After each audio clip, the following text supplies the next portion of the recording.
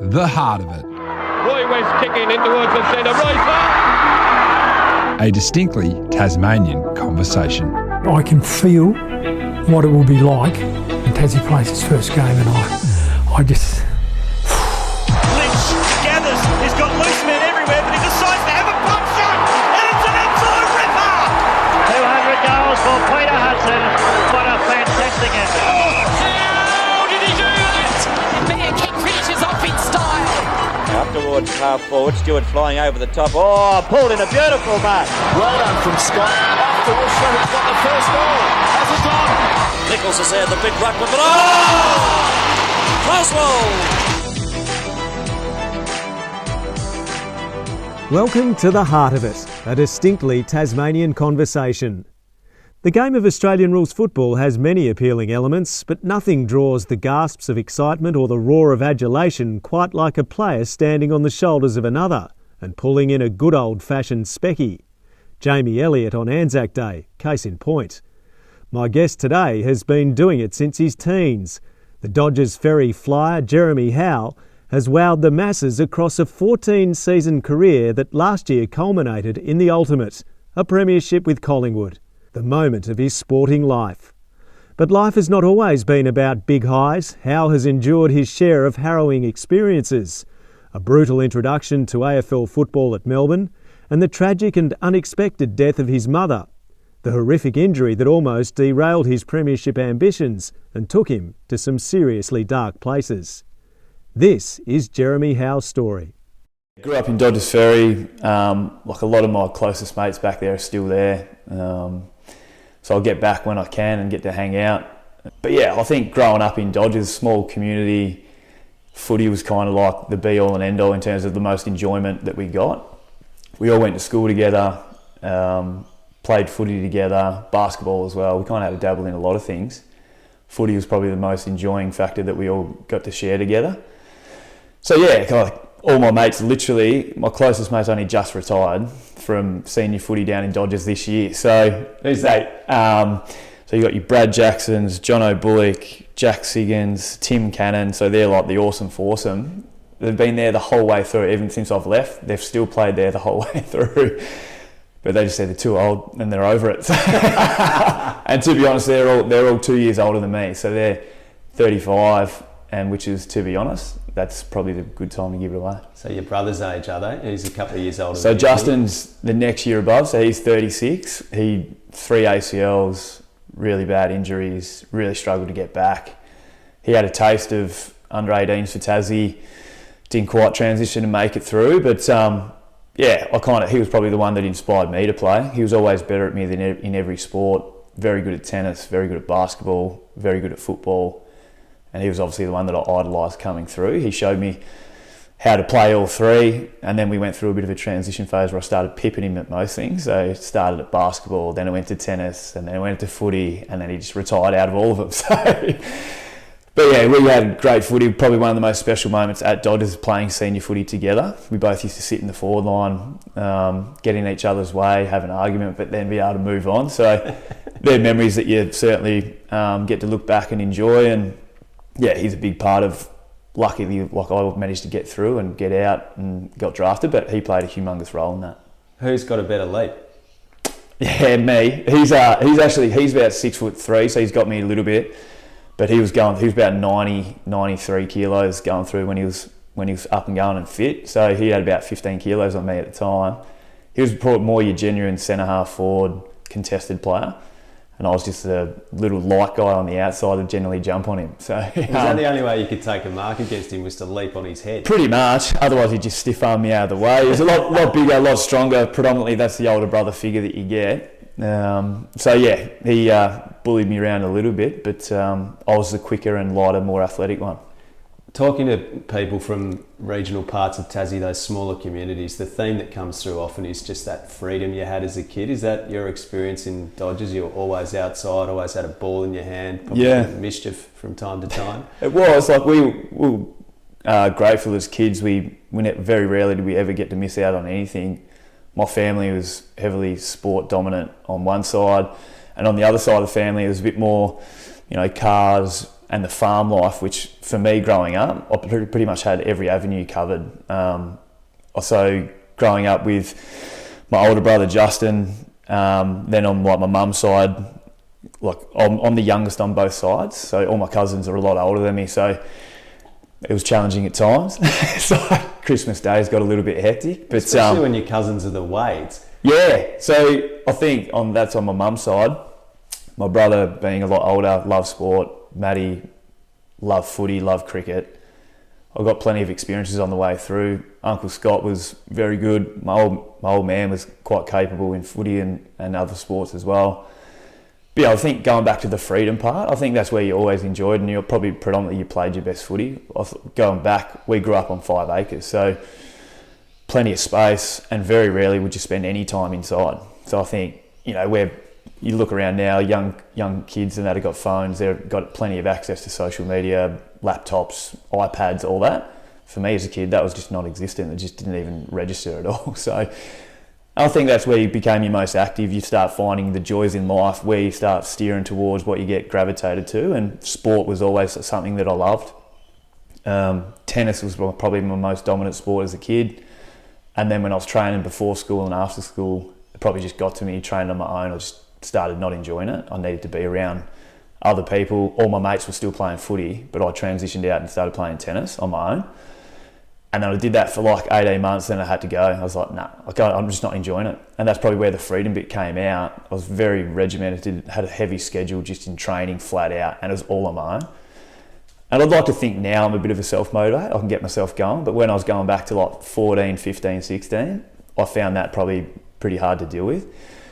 Thankfully, went back to footy, probably made the right choice in the end. Yeah. Because ultimately it ended up working out. But it's almost gone full circle. It was like you get drafted, then you go into like a really strong schedule, you're getting told where you need to be, what you need to do flat out. Probably you need to be told how to play as well. Whereas probably where I am right now, like the shackles have just been completely let off, and then the enjoyment, I think you've only got to watch the way that we play. Everyone's having a good time, everyone seems to be smiling, laughing, and to be honest, our game plan doesn't look too different to like under 12s footy. We get it, kick it as hard as you can, knock it on, whoever gets it, goals, everyone cuddles each other, moves on. So yeah, for me to be able to kind of finish my career at a club that really the enjoyment factor's gone through the roof is probably the best case scenario. That's awesome, yeah, and you can see it in the way that you guys play and what Craig McRae's brought, and the infectious enjoyment that goes through the group. The 5 acres at Dodgers, so what's the property like? Are you the classic country kid who's got the goalposts up? What's the setup for sport in the backyard? We do, so we had like almost like a little mini golf course that we'd set up. Neighbours used to wear a few stray balls that we'd hit over the fence, but we all got along, so that was okay. But a lot of golf, but then footy, you'd set up pretty almost like the most challenging thing. You'd have I just remember so clearly, we'd have a telegraph pole we'd use as one post, and then literally we'd just jam like a fence post in next to it. But it never used to be any further than maybe 2 metres wide. So me and my brother would just live out there having endless shots with goals that were probably 1/5 of the size. So when you get to the oval and you look at the goals, you're like, geez, they're wide. I still managed to miss plenty, don't get me wrong. But I think it's probably the most, as a kid growing up, I've never been in a more highly competitive environment, and that was like the family. Everyone loved doing everything to full tilt. A lot of it had to do with sport. And Wadey is the most competitive guy that I've ever met. And thankfully, like my wife used to play high-level basketball. She goes, I'm competitive, and then I met your family. She goes, now I just don't enjoy it at all. And that's even at Christmas times these days. So, yeah, I think looking back at that, you probably get moulded into the person you are with the people that you hang around with. And, yeah, highly grateful on both sides of my family. I had an amazing setup. What do you reckon when you reflect growing up in Tasmania, how did that shape you then? I think it certainly makes you incredibly humble. I think growing up with like tight-knit families, I think really close friendships. Like I've never been one to like yes, I know a lot of people, but I'm not one to really let absolutely everyone in and have a piece of you from all over the centre. So I think it's probably the one thing is I've been able to achieve or feel is being incredibly grateful for what I have. Like, yeah, I do have the most amazing family back home. I don't get to see them that often, but when I go back, the time is valued and it's like really important to me. So I think growing up, what has it taught me is like it's always never forget the people who have given everything for me, like given me the opportunity. I'd like to feel like I've always given back to my family, always keep in contact. Like I'll ring my nan every week. Like she's 80, I think she's about 87, die-hard Collingwood fan. Was originally. Yeah, was originally. So she was Collingwood, my auntie Tanya's Collingwood, my auntie Cheryl's Collingwood, dad's Collingwood, and then I was Collingwood. My brother's Richmond, mum was Carlton. So it was a pretty heavy household at the times. But she's like that. She reckons the last 2 years I put her under more stress than ever. I thought with all the close wins and close losses and small margins, but they all love it. Keep in contact with them regularly, text and calls, which is great. I always want to keep them close, arguably because they're the ones who give me every opportunity to be where I am. So yeah, you get small learnings along the way, but I just think it's just to be kind, always be grateful. And yeah, my family certainly aren't going to be ones who are going to let me get ahead of myself, that's for sure. Yeah, I think that's a very Tasmanian thing, isn't it? Don't let anyone get too ahead of themselves, and that's a good thing, actually. Yeah. Your move from Dodgers Ferry to the Hobart Football Club seems like a bit of an important phase in your footy development and putting you on the radar. How did it come about? Yeah, so my coach at Dodgers Ferry, Danny Ling, is quite prominent within the footy world down there. Highly successful player and coach. So we sat down at the end of the year and Roach was just like, I just feel like for you to have a crack at it again. Like I was 19, 20, so I'd missed out the first couple of years. Obviously broke my leg when I was 18. 19, I played as an overage for Tassie, but was no good. Just had a really bad carnival. Didn't get picked up, which is understandable.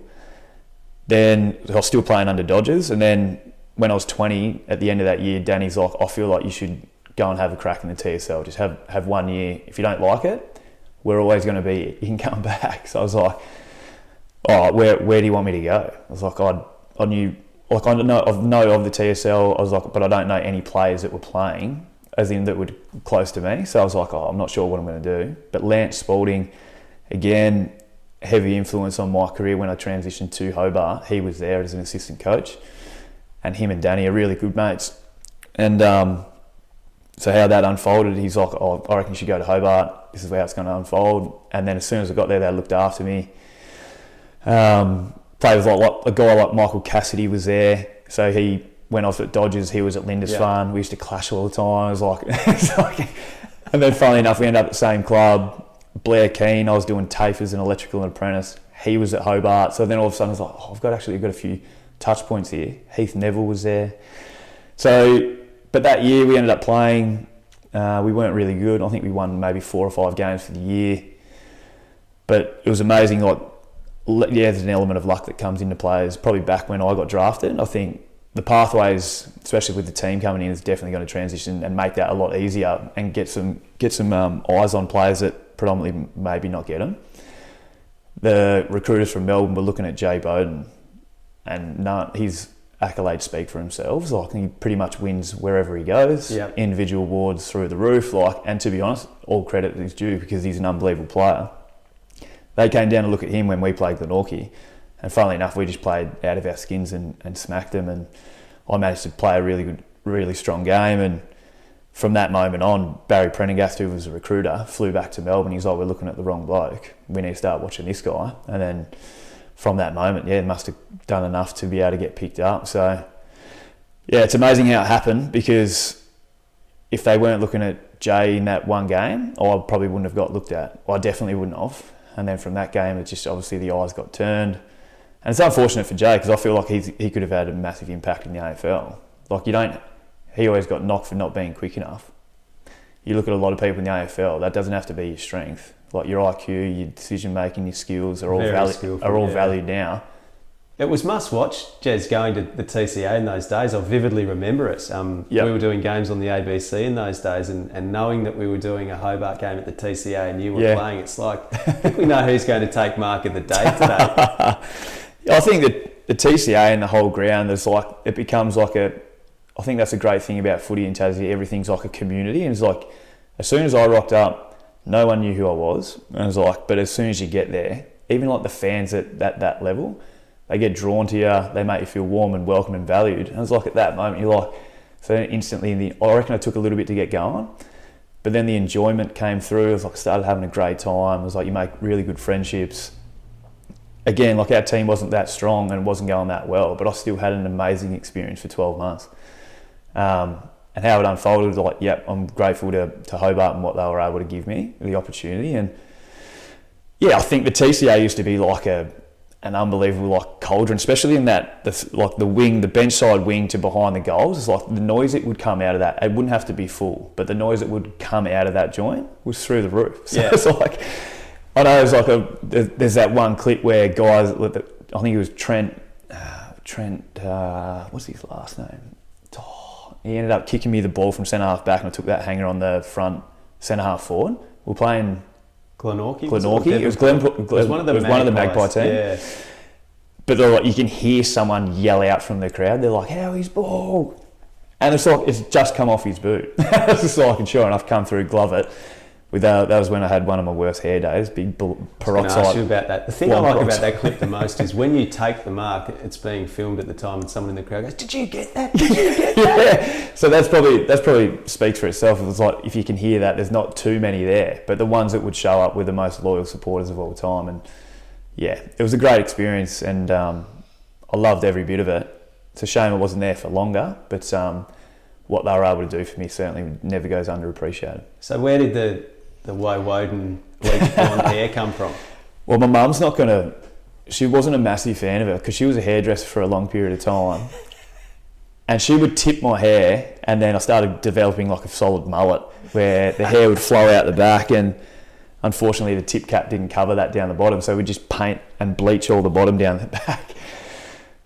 It was just one of those ones where I think growing up people used to dabble in different hairstyles and that, and I certainly went down the peroxide blonde mullet type setup, and maybe got some extra eyes on it, but it's one that I haven't gone back to in terms of the mullet. I dyed my hair in COVID. That was, I don't know, I just think maybe I just had a crack at it because I knew no one would see me for a long period of time. But yeah, getting on a little bit now, I don't think that'll come back anytime soon.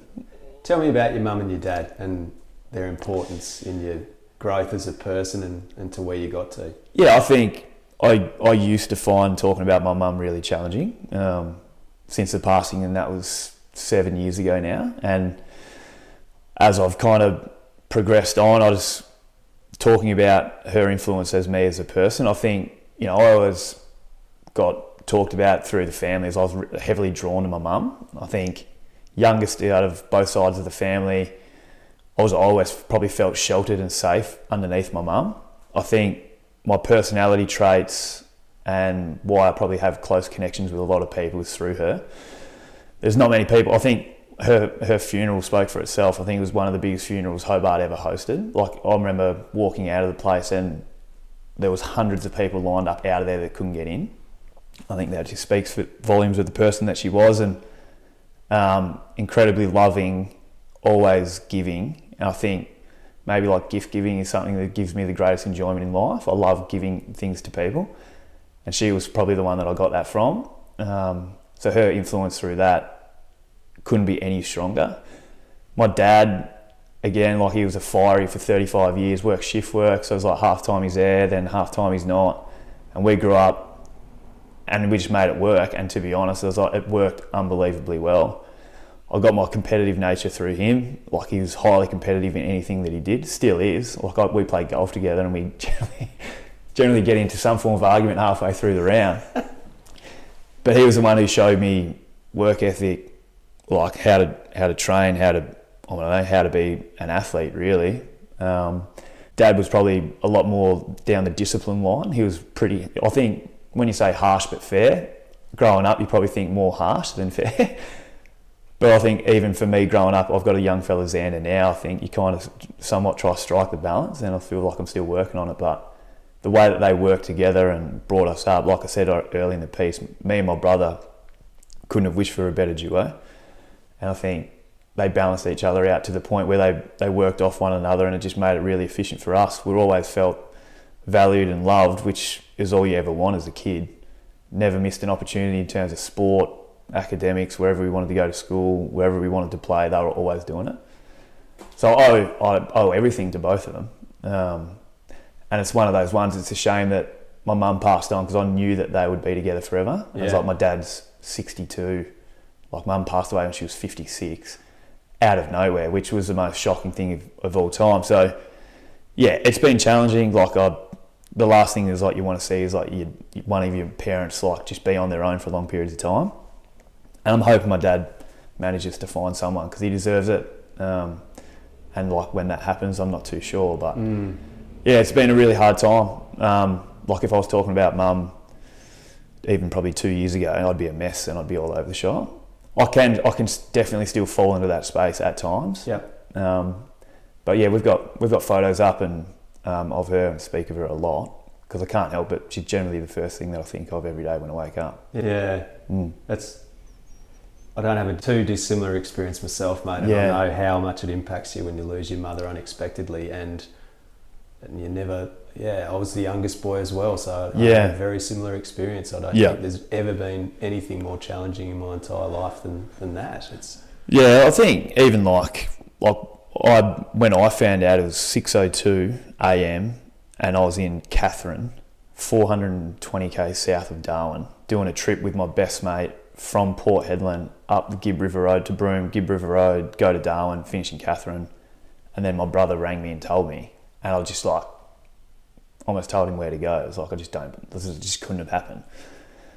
Anyway, so they told me, and then I blacked out from there all the way to Dodgers Ferry. Can't remember driving to the airport. I don't remember flying to Melbourne. My wife picked me up at Melbourne airport, put me on a plane, flew to Hobart. We cabbed from the airport. So it was 17 hours it took me to get home, and I don't remember one bit. And all I remember is the first thing I saw was my dad.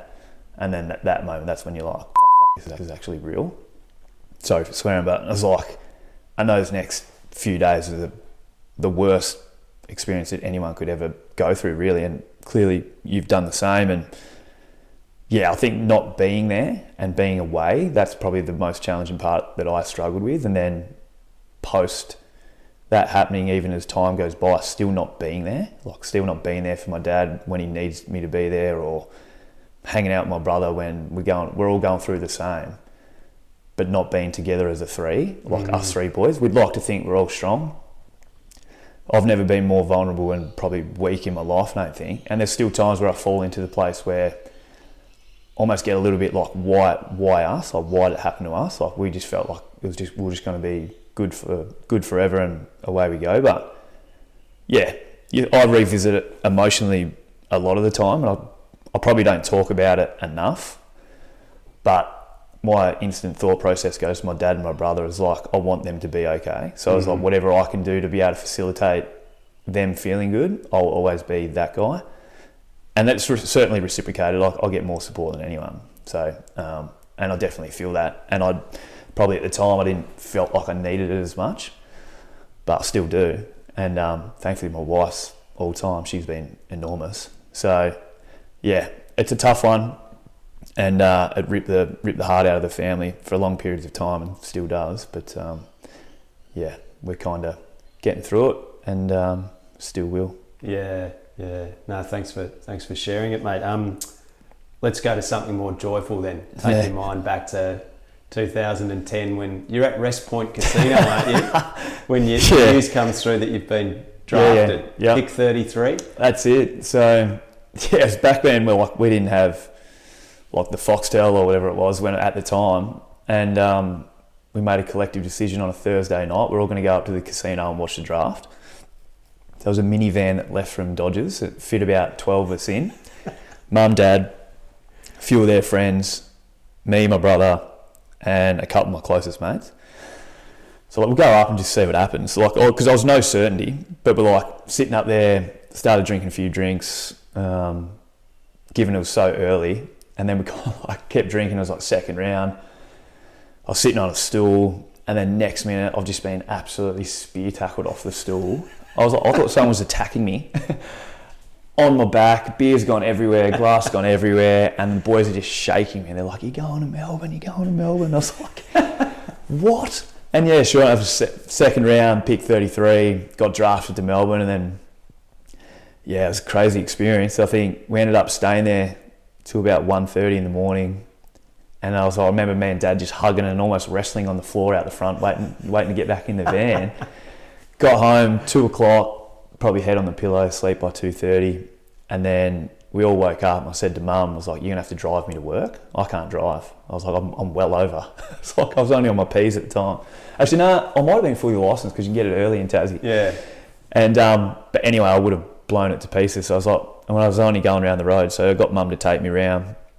Got to work at like 7:30, and the boss was a massive Collingwood fan. And he's just like, oh mate, I'd really like to congratulate you. Well done, unbelievable experience. Like, I'm sure you're going to do really well, but we have so much work we need to do. So the next 2 weeks are going to be grueling for you before you go. I was like, what do you mean? He goes, well, you clearly got the 2 weeks notice before you can vacate. And I was like, mate, I'll give you the best 8 hours I can because I have to leave on Sunday. So I was like, I'll start work at Melbourne on Monday. I have to be in Melbourne moved by Sunday. And he goes, oh, stuff that, then may as well have a barbecue. A few beers that day. And then I had a big going away event on the Saturday at home where like the nearest and dearest rocked up, a few drinks, got sent off on the Sunday, then straight into it on Monday. How long did it take you to find your feet at Melbourne? Yeah, it took me a little bit. One that, because for me, moving to Hobart from Dodgers wasn't daunting enough. I was still living under the roof of my parents, but then moving and playing at Hobart was like, Jesus, this is pretty big. So moving from Tassie to Melbourne, although it's like looking back at it now, it's probably the easiest move that someone would try and make. I found it really hard. It's just more the seeing and the touch points of family members and friends. So I moved straight in with Colin Garland took me in. Yep. Tassie boy, I had no affiliation to Garlo pre getting drafted. But he looked after me for the first probably 3 months, driving me in and out everywhere, started like showing me the ropes of diet, obviously training. So I was incredibly grateful for that. And then I moved in with Matty Wade for maybe like 6 months, I reckon. So him and Julia took me in. And that was, for me, it was great. Just having someone that, as soon as I got home from training, was someone like away from the club, but someone who was really close to. And our relationship, him and my brother were really tight, and I was kind of like third wheeling it all the time because I was 3 years younger. From that moment on, my time early, our relationship went through the roof. And he'd be arguably one of my closest mates that I've got today. We give each other shit more than anything, but I think that's part of it. And so yeah, how long? I don't know. It's hard to say. I reckon the full 12 months was hard. Probably then when you start playing and I got a debut, then people come over and they come and watch, and that's probably the support factor. Like very rarely is my family missing too many games, but yeah, I think once you start playing, you probably feel like that's a bit more valued at the club. You debuted in the same game as Max Gawn, didn't you? Yes, we debuted together. So it was a Friday night in front of about 40,000, which for me, I was like playing at the TCA in front of maybe 500 and then at Dodgers in front of 250. For me, that was out of control. We debuted together, Essendon were flying, we were going terrible, and we ended up pipping them by 33 points. And that was just like coming off the ground, it was like getting soaked with Gatorade, Powerade.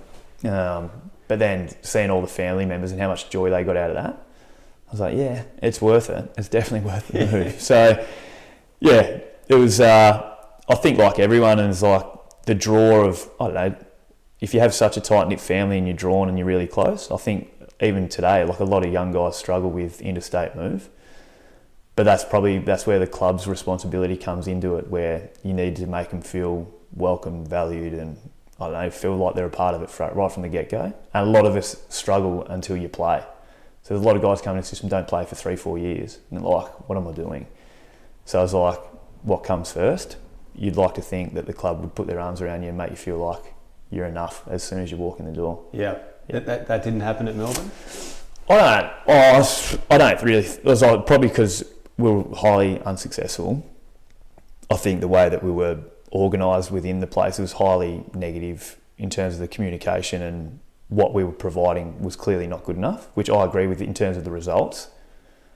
But a lot of places now, you're probably invested in the positives and what people do because it makes them feel good. Who's not going to play better when they feel good about themselves? If you're told 80% of the time that what you provide is not good enough, with like, oh yeah, there's that little bit that you did all right, you get instantly gravitated to the 80% of you're not good enough. So instantly I think that dampens the confidence, and therefore you probably don't play the footy that you're meant to. And I think as a collective, we got a lot of that. So then the feeling within the group was pretty low. And then the performance probably speak for themselves. Yeah. Like, I think 100 games there for me.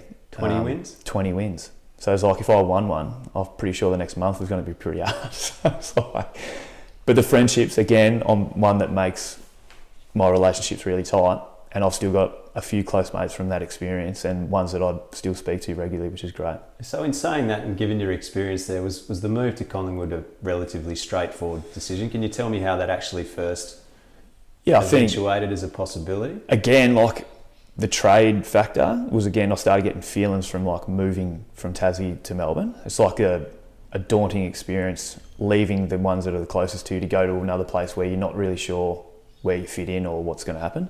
So did you initiate the conversations, or did they come at you? Or yeah, so we kind of, it was a bit of both in the end. Like I sat down at the end of the year. It was in the transition of Roosie to Goodwin, and even like Goody, I spoke to Goody and we just kind of worked out where we're going to go. There was a contract on the table for me. He's like, this is what is on the table. This is where we kind of see you where you're at. I was like, great. It was a really honest conversation, and like, as a player and a management, you probably think you're worth more. And that's where the conversation started. But then I was like, maybe the conversation ended up going, like, if you hang around, it was like, if I was the coach, potentially you wouldn't be playing. It was like how I was playing.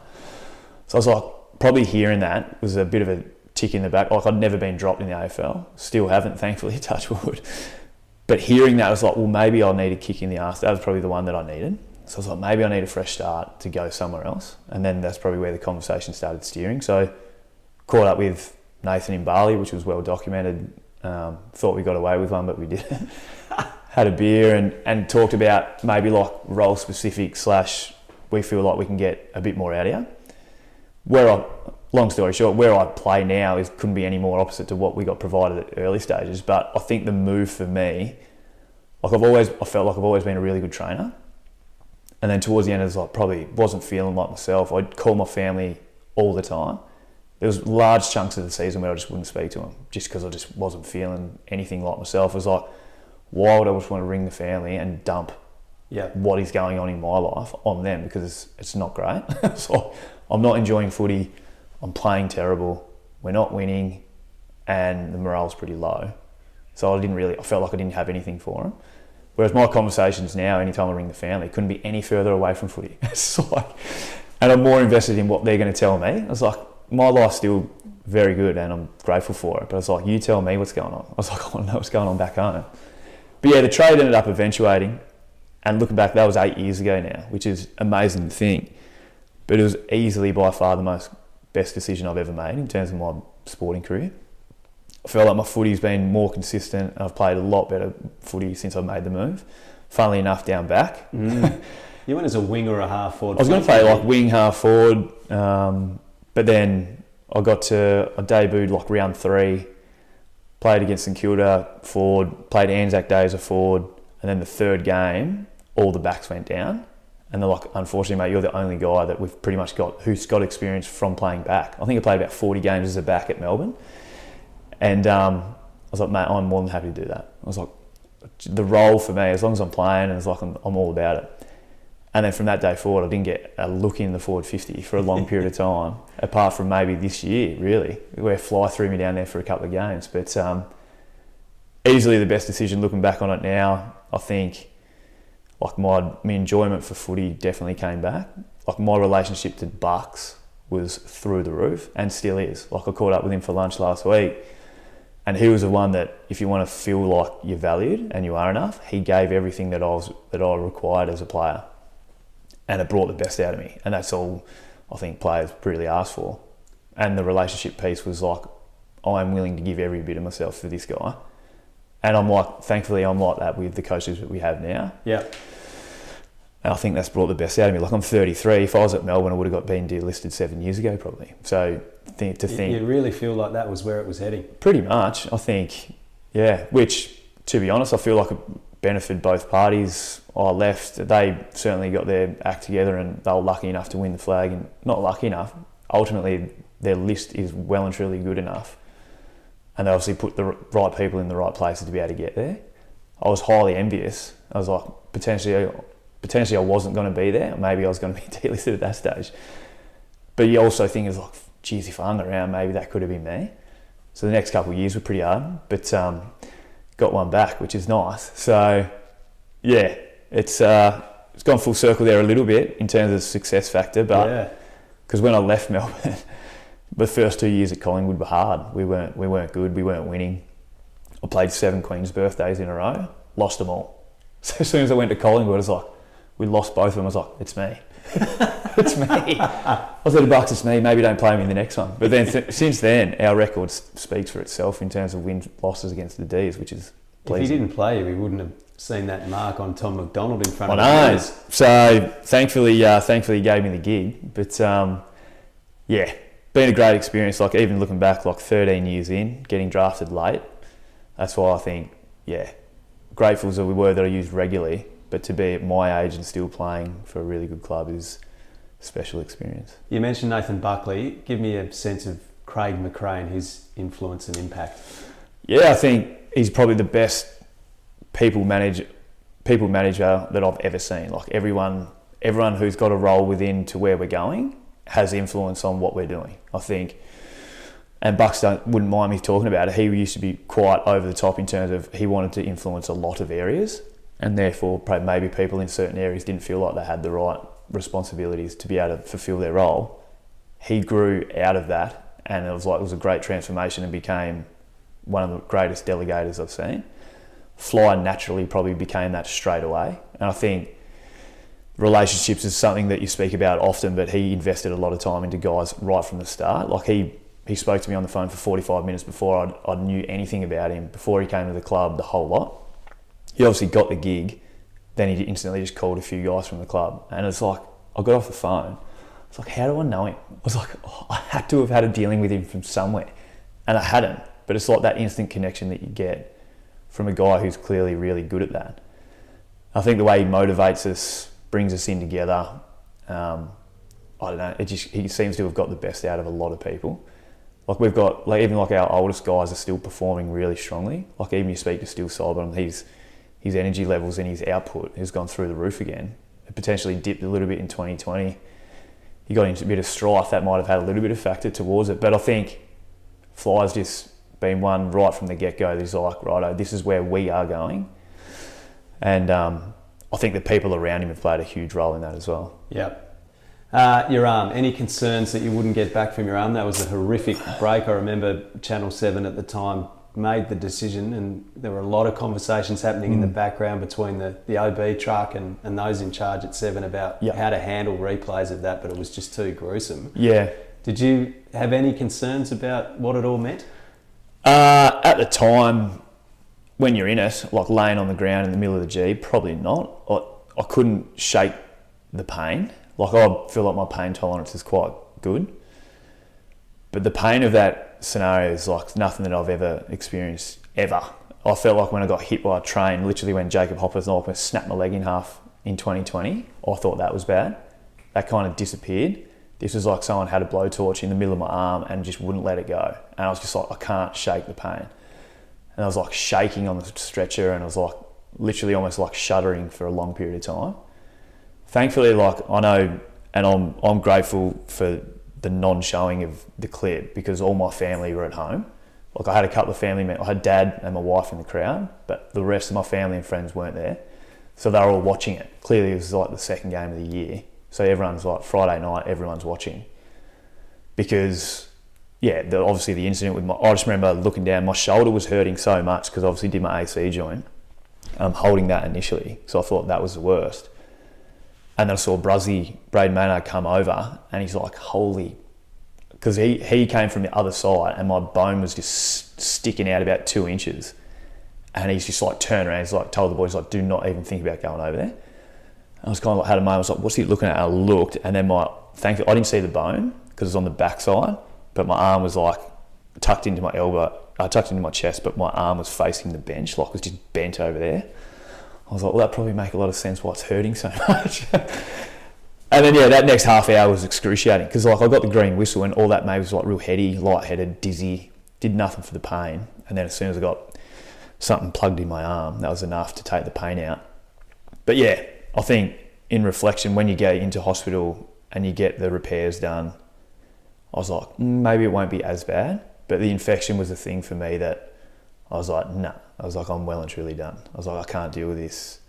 For what I was going through, it was like, for being in hospital for the best part of 2 weeks, 5 surgeries in like 11, 12 days.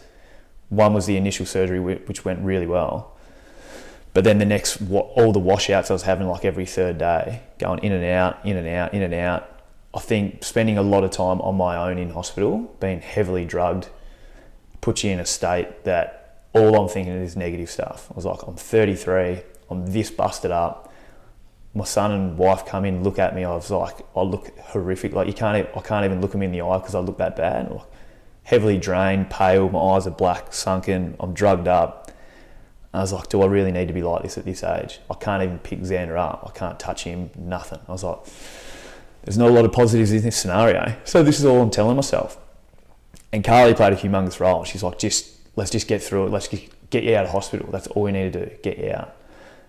Thankfully enough, I got out, and Fly and Righty came in a couple of times and saw me. Players were coming in flat out, and they were kind of like my highlights of the day to be able to see people. But also there was an element of like, far out, people were seeing me at my worst, like right now.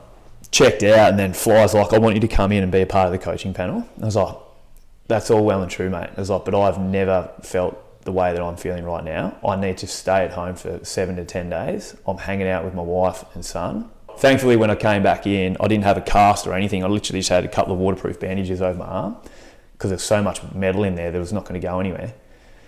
And then as soon as you're around the people that clearly you value and you love hanging around with, like, don't get me wrong, Carly and Xander were giving me everything I needed at home, but it was like the other side that I still needed. Knowing that they would continue on their journey through the year, sitting at home wasn't going to be enough for me. So I got in, and that instantly made me feel better. I started running within about 10 days post that. And then all of a sudden you just have this block of work where you're like, maybe it's a chance. We still didn't put it, there was no time frame on me coming back. Because like the early days, the conclusion in hospital was like, you probably won't play. Like, don't even think about it. Just don't even contemplate putting it in your head that you're going to play. Yeah, but then I just had a good block of work. Everything started aligning. But until you get tackled, until you have to lay a tackle, until you get shit mixed or you fall over and you put your arms down, they were like milestones for me to be able to tick off. Took me a fair while to get there. Did some gymnastics, believe it or not. Wow. And it helped. I think that's a bit more, you're on a buoyant floor. Falling down becomes a little bit easier. But then I suppose it was the feeling, I couldn't fully rotate my wrists. I couldn't fully extend my elbow, and my shoulder didn't operate well for a long period of time. So to fall down and put both my hands down, my tendons that had shortened so much that if I'd put my hand down straight, I felt like I was going to snap like all the tendons in my forearm because I didn't have the flexibility. Everything was so stiff. And to be honest, I reckon it'd be about 97% now. Like playing, going through range of movement, hitting the floor, pushing people off, that's actually got the range back that I require. And now there's nothing that I can't do that I've never been able to do in the past. But it takes a long period of time to get there. Like I think that's the most traumatic incident that I've had in terms of physical capabilities to my body, that I felt like I couldn't be any further back to getting to where I need to go. And that's, thankfully Fly gave me the opportunity. I was like, he was walking off the track. I was like, stay there. So I got Neville Jetta with a tackle bag, and I tackled him as hard as I could about 3 times in a row. Did about 5 ground balls as hard as I could. Then I got him to tackle me as hard as I can. I was like, now you can go. I'm back, coach. And then the following week he ended up playing me. So the first game was adrenaline. Second game I got subbed out at half time because we're up by 12 to 15 goals against Gold Coast. So they're like, we're just going to manage her. I was like, perfect. And then after that, I reckon probably the next 4 or 5 games, I was like pretty slow. I just trying to pick up on game trends, the intensity of actually playing. It's not really a sport where you can just go, oh yeah, I've had such a long period of time off, I'll be fine. So that took me a fair bit, and I felt like my last 6 games were my best 6 games of the year. So I felt like I finished where I probably was going to start. It was like put in a lot of work, you get match hardened, your body starts feeling good, you start like enjoying being hit again. And I think that took some time, but once you get it back, you probably almost crave it. So just that moment where your family's in the hospital and you're just feeling like the worst version of yourself, and then you contrast that with the end of grand final day when you greet your family out on the field, does your mind drift back to, gosh, I've come a long way. This is such a special thing to share with these people? It is. I think the first question you ask yourself, is it worth it? Is this moment right now, what we're experiencing right now, was what happened in round one worth it all? I'd like to think it is. But if anything like that happened to me again, I'll well and truly pack my bags and I'm out. I was like, I'm done. But I think, it's the whirlwind of emotions, like reflecting on a whole year or even probably a 22-week block, where I was by looking like I got hit by a car with my injuries, to ultimately holding a premiership cup with my son and my wife on the G. Yeah, that was probably the year where I thought I'd miss out, to be honest, because I wasn't sure if I'd get back, but I knew we were going to do something special given how we're going and where the club was at. So FOMO is something that I struggle with regularly, away from the game just as much as I do on field. But yeah, so glad that I got back. It's probably because I think when I speak about winning one, it's about repaying the faith to all those that did stuff for me. And I hope they get a little bit, I know they get a lot of joy out of it, but I hope they get a bit of fulfilment out of the sacrifices they made for me. So yeah, I think it is worth it.